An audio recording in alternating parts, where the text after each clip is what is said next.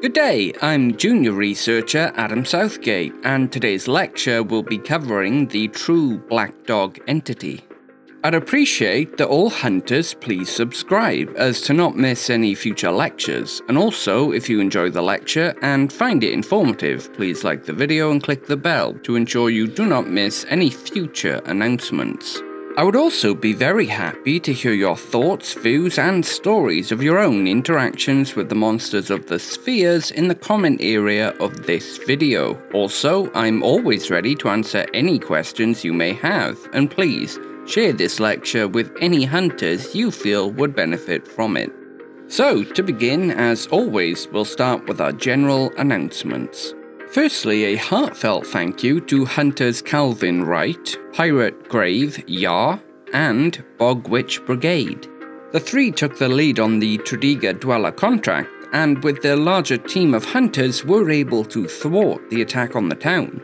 After repelling the dwellers, the hunters headed down below ground, chasing after the raiders. The labyrinthine tunnels dug out by the dwellers specifically to slow the advance of attacking hunters were obviously problematic, with several hunters being lost below the earth. However, the larger team eventually reached what would normally be the dweller settlement, situated beneath one of the many dormant titans scattered across Wales. This is where things become unusual. Instead of finding the freshly evacuated subterranean village they were expecting, they instead found only a small camp, as if this point was simply a staging post for the raiders.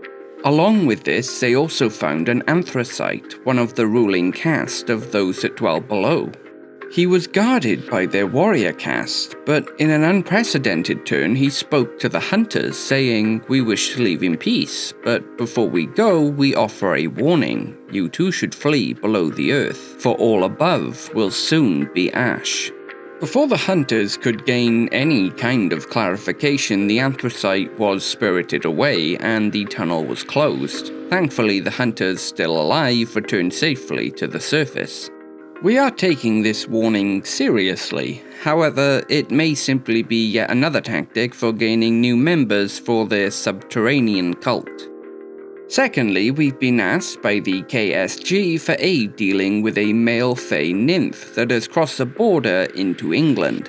Now, I realize that this may not be a contract that any of you are jumping to undertake due to the lack of support given to us by the KSG in dealing with the Morganian Conclave situation in Anglesey. However, I must remind you that this is only due to a Fey Morgana's influence. It is of great importance to maintain relations with other anti-incursion organizations, and while they cannot help with the current crisis, that does not mean they won't be helping with the next. This contract will only require a small team of around 3 hunters of journeyman rank to complete, as you will be backed up by a KSG squad. If you are interested, please contact your local order office. There are a great many entities that are misidentified as the Black Dog. However, there is only one that the Order recognizes as the true entity in question. It is a truly ancient being, with the earliest reference to it being found to date back to 10,000 BCE in the form of cave art, but it most likely existed going back far longer to 40,000 BCE. We are unsure of its original sphere, though most likely it's either a subsphere, secondary sphere, or possibly the entropic sphere. This inability to hammer down its origins is due to it exhibiting factors related to all 3 available options. As can be surmised, the Black Dog has permeated popular culture across Britain for nearly as long as the Isle has been populated. Most references are distant sightings of an abnormally large canid that both moves like and is the colour of smoke. The more direct examples of contact with the entity have almost all ended the same way, which leaves no one to give a first-hand perspective on the creature. It is thought to be the origins of the werewolf myth, at least in Britain, as what's left behind after an attack is bloody viscera and large wolf tracks. However, it is not connected to the actual European lycanthrope. While these attacks mostly occur under open sky, they have been known to take place inside locked rooms, implying that the entity is somehow able to either pass through solid matter or translocate. We do know for a fact that the beast cannot be harmed by human hands. Any attack passes through the body of the entity in a similar way to an object passing through smoke. But when it wishes to, it can make an attack that is very corporeal. Its attacks do not appear to have any intelligence behind them, being random acts of opportunity in nature. The black dog is equally likely to kill a child alone in the woods as it is to massacre an entire town.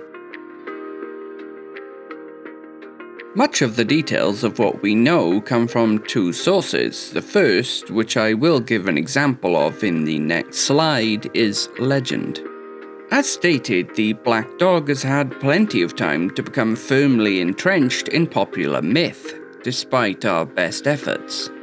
While many of these legends are short on detail and large on fear factor, they do reveal some interesting details. The upcoming example shows how the black dog can be banished by another canid.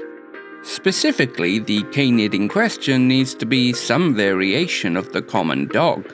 Along with this, the dog in question must be exceptionally loyal to their owner. However, loyalty is not the only prerequisite, as the hound will need to fight the black dog. For instance, it doesn't matter how loyal a Yorkshire Terrier is if it would be eaten in a single bite.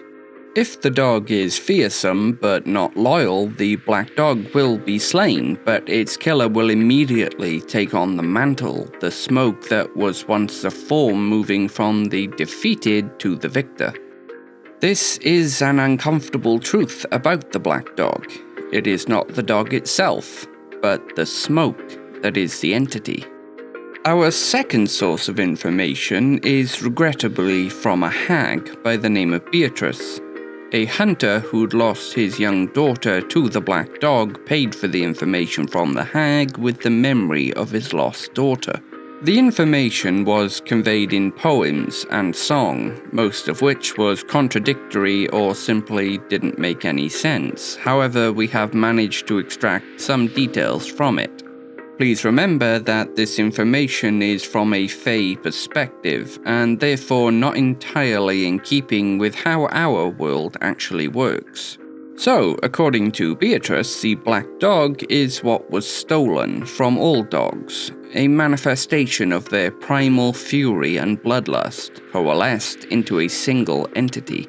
This being, while not any more intelligent than a wolf, remembers that we stripped it from where it was meant to be.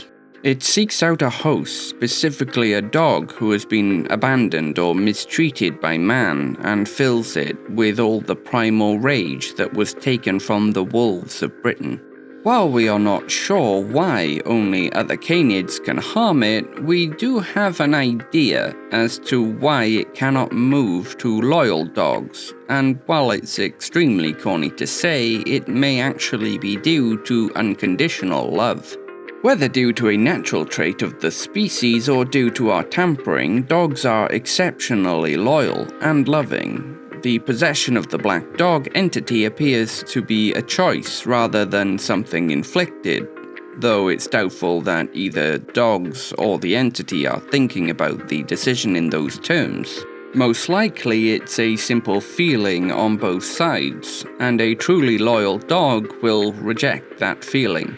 If the black dog is defeated by a loyal dog, and therefore rejected, it will become inert for some time, typically around 3 years. However, once this time has passed, it will appear within a new host, and the cycle will begin again. Much of this does lend credence to the theory that the black dog is an entropic entity, as it displays many of the same properties as the spirits that possess and fundamentally change humans. However, there is one rather large hole in this idea. If the black dog is an entropic entity, why is there only one? And at the same time, why is there no equivalent for any other animal domesticated by man? Now, you may be thinking to yourself that the black dog does not sound like that large of a threat, and you would indeed be correct. It is not a world-ending entity. However, no other singular entity has racked up so many individual kills as the black dog. Other types of entities have higher body counts, but no singular entity has killed so many, and our only defense against it is keeping it trapped within its inert state for as much of the time as possible. Now, before we go on to discuss our strategy for dealing with the black dog entity, I promised you all a legend which contains the being, so here it is. In the land of Gwynedd, where the mountain of Snowdonia pierced the sky like a spear, lay an ancient kingdom. The prince of this kingdom, though still young, was strong and clever. His heart burned with dragon fire. Prince Llewellyn had 3 loves in his life: his newborn baby, hunting the fierce beasts in the land, and Gelert, his most faithful, loyal and trusted hound. Gelert was Llewellyn's from when he was a boy, and although his fur was now lacking luster and his eyes had begun to cloud and turn grey, Llewellyn loved him with all his heart. Gelert was so trusted by Llewellyn, in fact, that he was permitted to watch over his infant son, the greatest of all the loves in his life. During a cold and harsh winter, wolves descended on Gwynedd, attacking livestock and people alike, driven mad by hunger only the bitterest of seasons can inflict. Llewellyn, wanting to protect his people from this vile plague, would commit himself to hunting down the beasts and bringing peace back to the land once again. While preparing to ride out with his dogs, Gelert would whine to Llewellyn, stubbornly refusing to follow his master from their home. Llewellyn, knowing the hound was getting old, allowed him to stay, not wanting Gelert to endure the harshness of the unforgiving cold.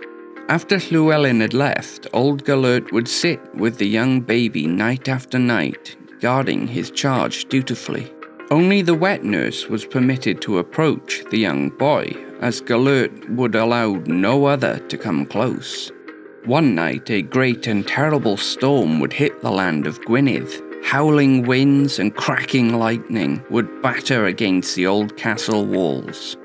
The young baby slept soundly, though, feeling the warmth of Gelert's fur as he sat beside his charge.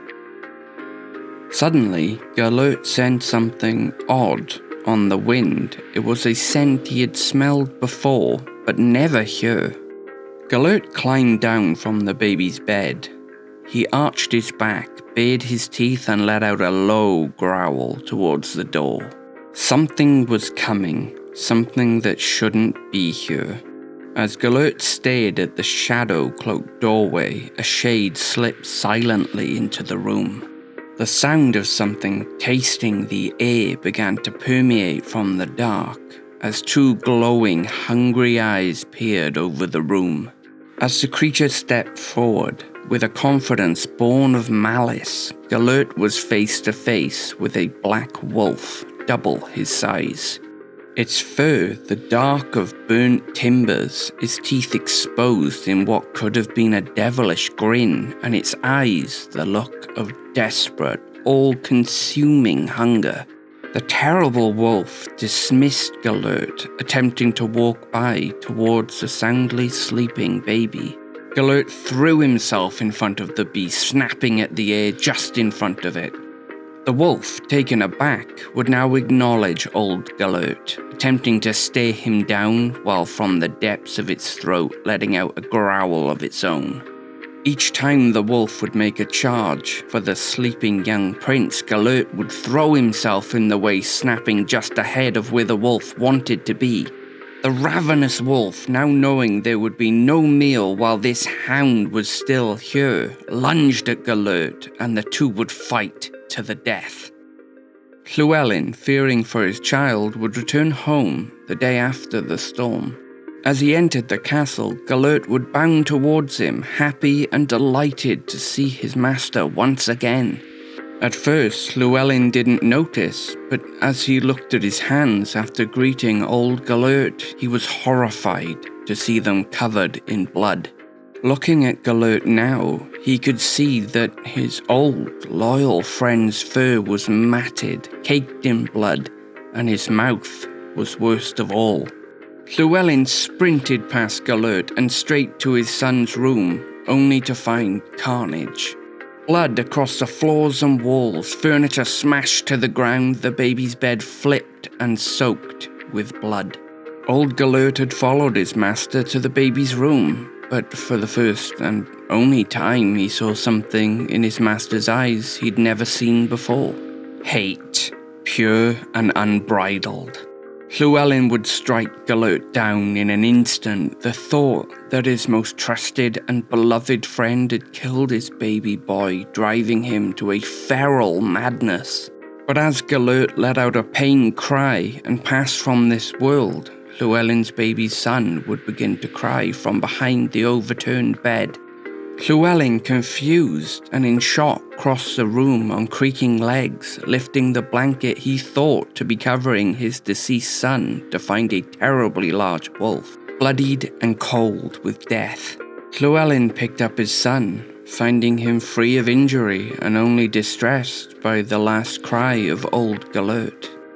Llewellyn, racked by shame and grief, would mourn the loss of Gelert, carrying his body outside the castle walls and burying him where all could see to remember his bravery and Llewellyn's shame. You can visit the grave of Gelert today in the village of Beth Gelert, which is named for the hound, the name literally meaning the grave of Gelert. So, how do we deal with the black dog entity? Now, you may have noticed from time to time when a false black dog entity contract has come up that we state that if the true black dog entity is present, please evacuate the area. This is not only to preserve the lives of our hunters by keeping them away from an unwinnable fight, but also to keep the area clear for a very specialized group of hunters. Halfa Wilt, the Earth specializing in hunting abomination entities, also have a smaller subgroup that could be described as a canine unit. These hunters are given a Carmarthen warhound that has literally just been born to hand rear. This hand rearing ensures a bond between the hunter and the hound that will last the entire life of the dog. This connection between dog and human is so strong that these hunters have one of the highest percentages of taking the most immediate escape if their hounds die in battle of any hunters, including those that deal with the Eldritch Sphere. Hunter and hound train together from the moment the pup is able, which creates an ability for both to act and react to each other's movements, even when their vision is obscured. These hunters and their hounds are the ones that deal with the black dog entity, and while not always successful, no Carmarthen warhound has ever been overtaken by the black dog entity. I realise that for most of you this is somewhat a non-issue, as unless you specifically aim to join Halfa Wilt and then go on to become part of the specialised unit, you will never have any reason to interact with the black dog. I do, however, feel that it is an important lesson, as it shows that we are not in this alone and haven't been for 30,000 years. We have had a connection with these animals longer than we've had a concept of money, writing, or metallurgy.